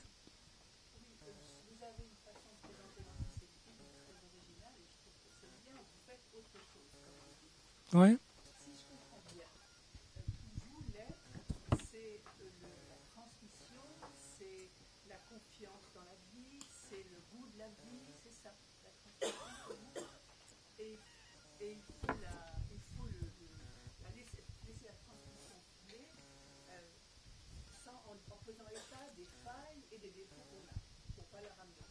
Bravo. Eh bien, c'est pas ça du tout. Donc, non, mais c'est généreux de votre part de dire, comme vous avez compris, et bien sûr, non, et en fait, c'est un peu ça, mais je vais vous expliquer. Il ne s'agit pas de laisser filer la transmission, parce que, et on est dans le fil, on est dans l'affiliation, d'accord ? On est dedans. On est dedans, mais voilà, évidemment, non seulement on a des failles, mais on essaye de... Vous savez, Freud même a réussi à le dire dans son langage, mais son langage, il colle pas trop avec ça. Freud, qui était un type vraiment extraordinaire, il a dit, voilà, parce qu'il s'est fait une théorie sur le meurtre du père, le père de la horde, etc. Mais il a dit quand même quelque chose qui ressemble à ça. Il a dit, voilà, il y a eu toutes les hordes, ils ont tué le père. Mais ils refusent de le reconnaître. Et les Juifs, ils avouent qu'ils ont tué le père. Il dit, ah bon, s'ils avouent qu'ils ont tué le père, et que les autres disent, tuer le père, nous, jamais. Ça veut dire c'est eux. C'est eux qui tuent le père, voilà. Regardez-les, ils ne suivent pas la loi, etc. Et on a des trucs pervers. Les Juifs qui essayent d'être dans la loi, qui ont apporté la loi, voilà, ils sont justement accusés d'être ceux qui piétinent la loi. dans tous les sens. Les Juifs qui ont apporté l'horreur du sacrifice d'enfants. Vous voyez, ils sont accusés de sacrifier des enfants. Etc. Il y a toujours ce retournement pervers qui exprime un vrai malaise, mais qui n'a rien à voir avec meurtre du père ou pas. Ça signifie simplement que les Juifs endossent, assument la faille qui est celle de la vie et n'essayent pas de l'imputer aux autres. Je dis en principe, parce qu'il y en a aussi qui, définissant le Juif comme objet de l'antisémitisme, pensent que si ça ne va pas, c'est parce qu'il y a l'antisémitisme. Mais non, il ne faut pas définir le Juif par l'antisémitisme. Le peuple juif, c'est autre chose, c'est au-delà. Il ne faut pas le réduire à l'antisémitisme. Cela dit, il ne faut pas. Si certains le réduisent, ce n'est pas moi qui vais aller leur courir après pour leur dire ne faites pas ça. Il y a toutes les possibilités, mais celle-là n'est pas géniale. Parce que si on réduit le peuple juif à être objet de persécution, on sera toujours dans le gémissement, tout ça. C'est pas formidable. Oui. En effet, il y a eu même un amour de Jérusalem au début de l'islam qui est presque exagéré, et la prière au départ, pratiquement, la prière en télévision, à l'Écosse, Jérusalem, avant de se faire en direction de qu'est-ce que tu fais d'Israël? Qu'est-ce que j'en fais? Il est très bien. Mais bien sûr, mais il est très bien là où il est, dans la Torah et dans le Coran. Je vous informe que dans la Torah, d'abord que le Coran, il parle d'Ismaël, mais il ne parle pas de Hagar. Pas un mot sur Hagar. Et ça se comprend. Alors certains grands spécialistes, etc., islamologues disent il ne parle pas de Hagar parce que ce n'est pas gratifiant pour un peuple de lui donner comme matriarche, comme ancêtre, une esclave, Hagar. Mais moi je pense qu'il y a une raison plus profonde. Il ne parle pas de Hagar parce que s'il parlait de Hagar, il faudrait qu'il parle de la scène où Abraham chasse Hagar et Ismaël. Et ça, avec l'accord divin.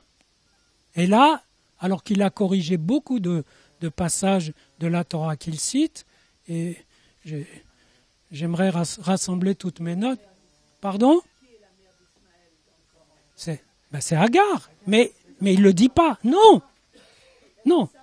Il y a Ismaël, mais il n'y a pas sa mère. On ne parle pas de sa mère. Voilà. Donc, on ne parle pas de Hagar parce qu'il faudrait parler de cette scène. Or, cette scène, elle a une fonction spéciale dans la Bible. Cette scène, c'est le sacrifice d'Ismaël, version biblique.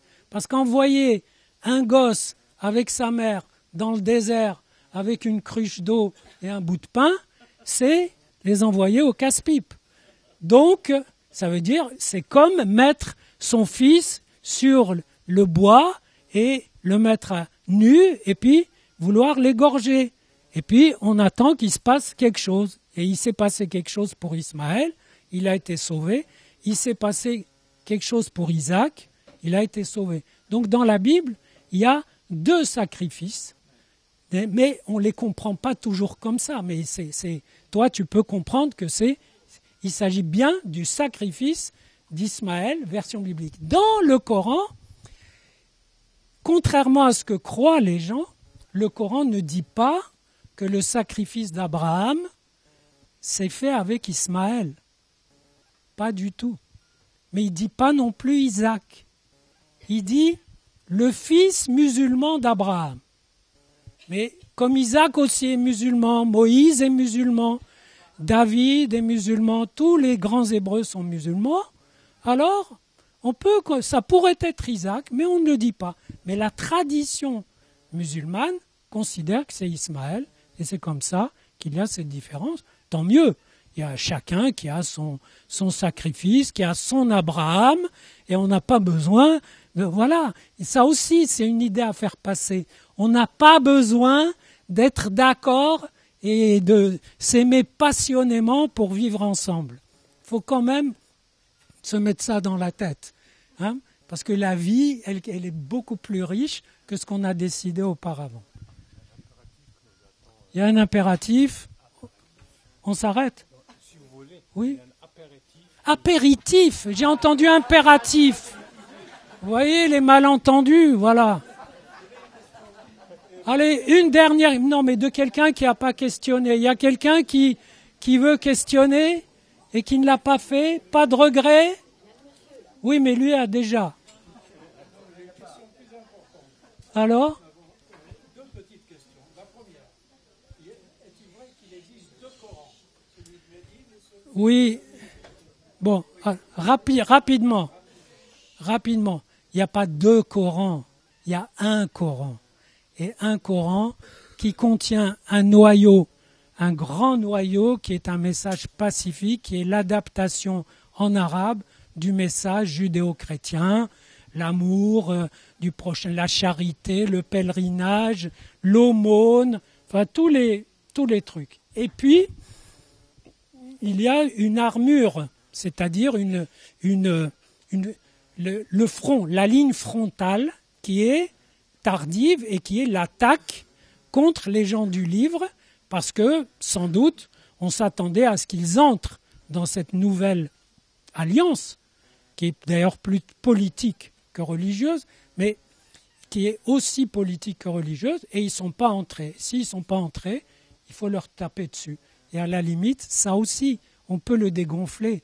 Vous n'avez pas besoin de nous taper dessus, parce que nous sommes déjà acquis au noyau le plus pacifique de votre Coran, puisque c'est notre Bible, c'est notre héritage. Nous sommes acquis. Ce n'est pas la peine de nous en convaincre, nous sommes convaincus. Et ce n'est pas la peine de nous taper dessus parce que nous, on ne vous veut pas de mal, et on est occupé à vivre. On n'est pas occupé à vous critiquer parce qu'on n'est pas dans le combat contre telle ou telle idéologie. On est trop occupé à exister. Merci.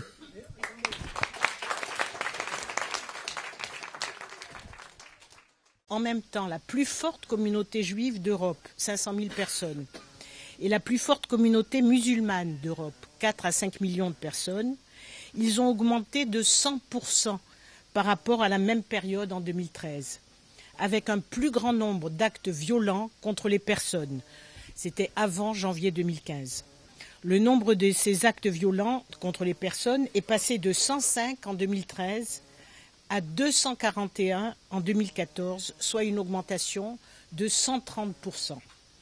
Je vous rappelle que les Juifs représentent 1%, à peu près 1% de la population, moins en fait, de la population française, et que 50% des actes racistes répertoriés sont contre les Juifs. Et ces actes violents, sont essentiellement commis par des musulmans.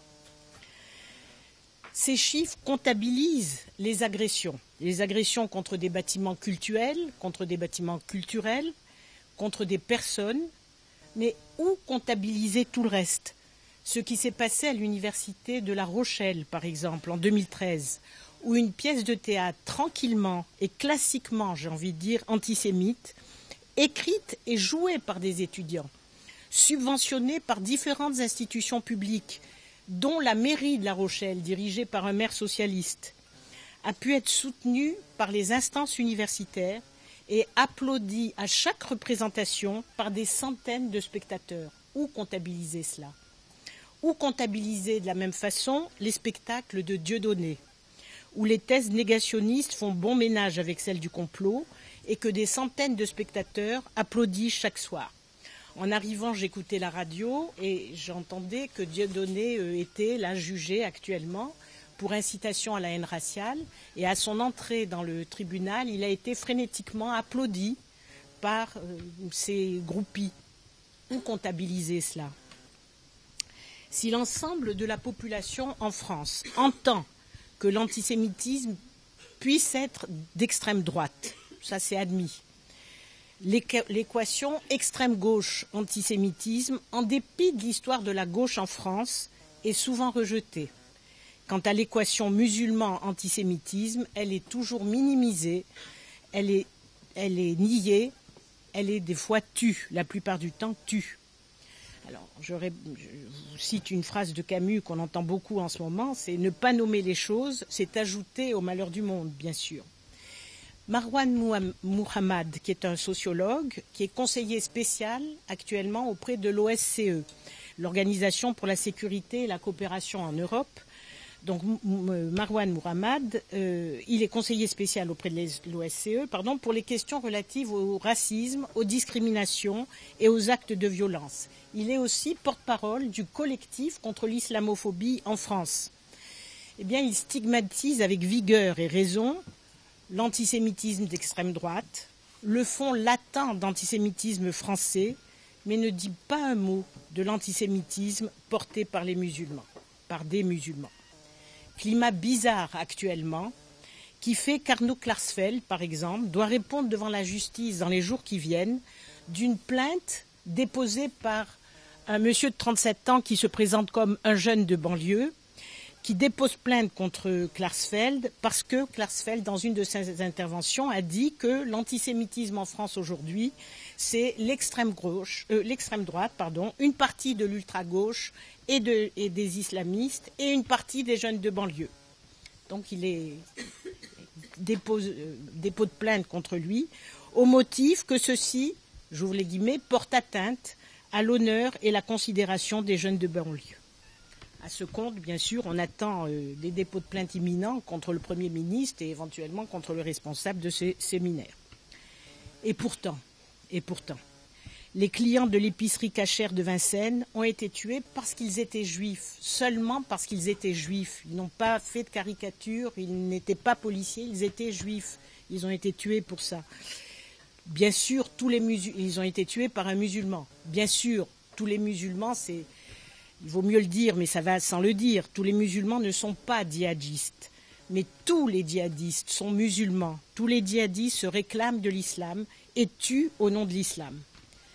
Et pourtant, même si l'Andalousie mythifiée n'a pas existé, savent-ils, ces djihadistes, que d'immenses œuvres juives ont été rédigées en arabe, langue maternelle de Maïmonide, mais aussi de Saadia Gaon, de Ibn Gabirol, de Ibn Pakouda.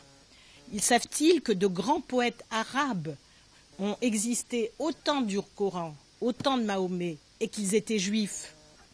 Savent-ils aussi que plus d'1 million de juifs vivaient dans la plupart des pays musulmans jusqu'il y a peu, au Maroc, en Algérie, en Tunisie, mais aussi en Irak, au Yémen, en Iran, en Turquie, en Égypte, au Liban. Ils n'y sont plus ou presque plus. Ils sont parmi nous en France, ou ils sont en Israël ou en Amérique du Nord. Leur exil de pays où ils vivaient pour certains depuis au moins 20 siècles, avant même les invasions arabes, est-il seulement dû, comme le dit l'imam de Bordeaux, Tarek Obrou, à la naissance d'Israël il y a bientôt 67 ans? Dans un très beau texte daté du 16 janvier 2015, Monette Vaquin, qui est psychanalyste, écrit « La psychanalyse m'a appris quelque chose, c'est que l'on s'identifie au discours qui nous précède. Qu'ont-ils entendu, qu'ont-ils appris ceux qui perpétuent et véhiculent les poncifs antisémites, ceux qui crient au complot juif ou israélien, le Mossad est partout, y compris derrière les attentats de janvier, ceux qui nient la Shoah, ceux qui tuent les juifs parce qu'ils les haïssent uniquement parce qu'ils sont juifs. Faut-il répéter et répéter que la lutte contre ce que l'on appelle très improprement l'islamophobie et que je préfère appeler le racisme anti-musulman, que cette lutte est inséparable de la lutte contre l'antisémitisme, qu'un raciste, quel qu'il soit, est presque toujours un antisémite. Mais pourquoi refuser de voir que les antisémites se recrutent aussi parmi les victimes du racisme? Alors tout ça m'amène à présenter notre conférencier de ce soir. brièvement, mais quand même. Daniel Sibony, donc, qui est docteur en mathématiques à l'âge de 21 ans, puis docteur d'État en philosophie. Non 26 ans. Bon. Et qui est également, après une formation avec Lacan, psychanalyste. Daniel Sibony est au confluent de plusieurs cultures, juives, arabo-musulmanes, françaises. Il est lecteur de la Bible et du Coran dans le texte. Il s'interroge dans son œuvre sur la notion de bouc émissaire. Pendant des siècles, les Juifs, peut-être Israël aujourd'hui, ont dû endosser ce rôle. Et pourquoi le choix de ce bouc émissaire-là? Pose comme question Daniel Sibony. Pourquoi? Serait-ce, en reprenant la thèse de Girard, parce que le désir mimétique via la rivalité, la jalousie sociale, conduit nécessairement à la violence? Il s'interroge aussi sur Ismaël et sur Isaac, sur la... Voilà, le séminaire, c'est donc organisé par le GSRL et aussi par l'Institut des études sur l'antisémitisme globalisé et de géopolitique, ISGAP, aux États-Unis. Comme vous le savez, peut-être contre toute attente, au moins parmi la majorité des universitaires, depuis le début du XXe siècle, la France, comme d'autres pays, témoigne d'une hausse significative de l'antisémitisme. Ça se traduit dans les actes antisémites, des assassinats, la menace de violence contre toutes les institutions juives, le sentiment d'insécurité parmi les juifs et juifs de France, l'antisionisme extrême et se révèle aussi en partie dans les sondages. Un autre, le djihadisme, dans lequel l'antisémitisme est un point idéologique central, est devenu la menace terroriste la plus importante en France.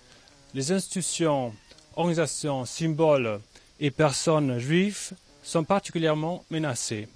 On le voit maintenant dans les rues de la France avec la présence de la police et aussi des soldats. L'antisémitisme en France, en Europe et aussi mondialement est devenu un problème social et politique immédiat.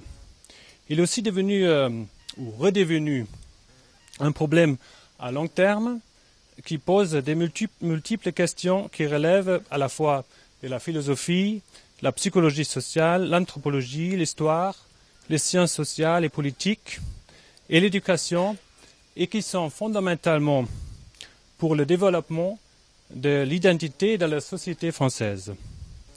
C'est donc étonnant que le sujet était négligé très longtemps par les universitaires, ou par la grande majorité. Et c'est même plus que la négligence.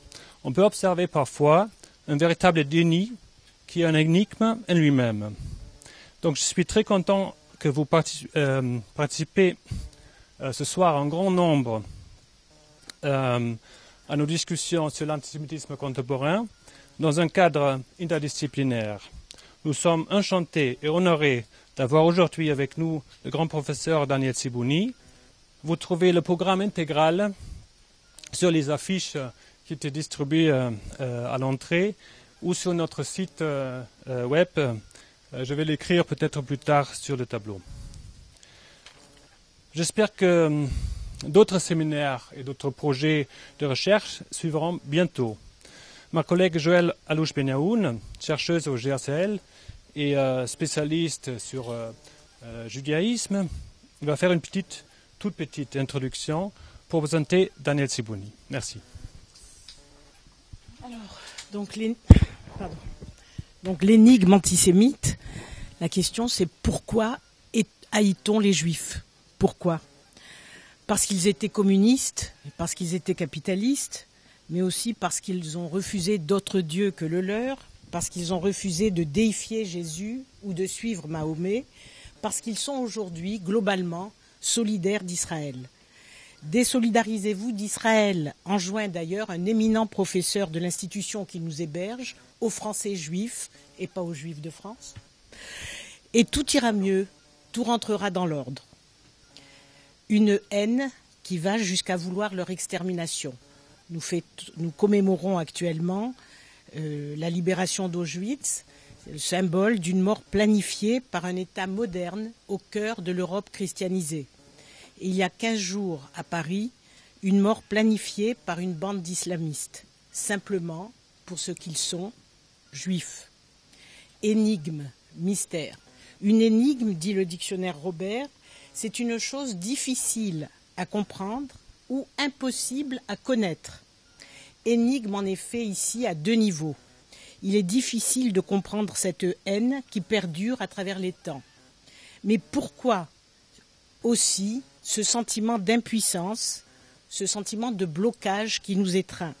Si l'on en comprend de mieux en mieux les mécanismes de cette haine, on est toujours, semble-t-il, aussi démunis pour prévenir la haine, pour empêcher son éclosion. Aujourd'hui, plusieurs enquêtes de terrain auxquelles a fait allusion rapidement Gunther, dont la plus récente, celle de Fondapol, sous la direction de Dominique Régnier, montrent que l'antisémitisme en Europe, et tout particulièrement en France, est l'apanage de 3 groupes identifiables.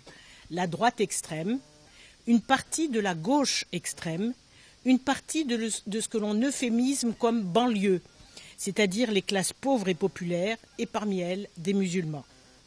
En Europe, en 2014, les actes antisémites ont augmenté partout, dans tous les pays d'Europe. En France, où vivent